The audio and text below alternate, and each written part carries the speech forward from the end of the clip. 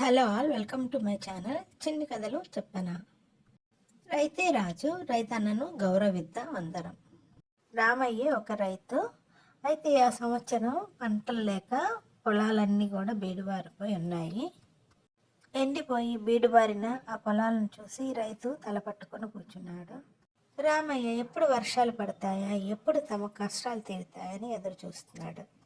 రామయ్యలాగే ప్రతి రైతు కూడా వర్షం కోసం ఎదురు చూడసాగారు. రామయ్య కొడుకు రవి తండ్రితో ఎప్పుడూ అనేవాడు, ఇక ఇక్కడ మనం ఉండద్దు, మిగిలిన ఈ ఆహార ధాన్యాలు పొలం అమ్మేసి పట్నం వెళ్ళిపోదాం, అక్కడ నేను ఉద్యోగం చూసుకుంటాను అని చెప్పాడు. కానీ తల్లిదండ్రులను ఒప్పించలేకపోయాడు రవి.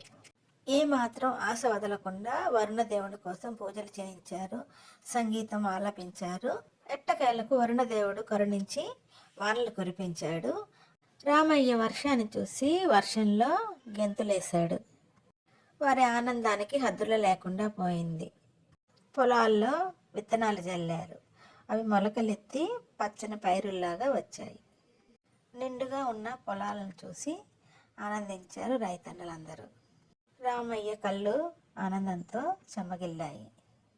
రామయ్య తన కొడుకు రవితో అన్నాడు, రైతులు కష్టాలు వచ్చాయని చెప్పి పొలాలు విడిచి పట్టణాలు వెళ్ళిపోతే పంటలు పండించేదెవరు? ఎంత కష్టం వచ్చినా ఈ సంతోష గడియల కోసం ఎదురు చూడాల్సిందే తప్పదు. ప్రజలందరి కోసం రైతు కష్టపడక తప్పదు అన్నాడు. రవి సిగ్గుపడి తన తండ్రిని క్షమాపణ కోరాడు. అన్నం పెట్టే రైతు లేకపోతే దేశం ఏమైపోతుంది, నన్ను క్షమించు అని అడిగాడు. ఎంతో కాలం తర్వాత సంతోషంగా అందరూ కలిసి చక్కని ఆహారము పంచుకొని తిన్నారు.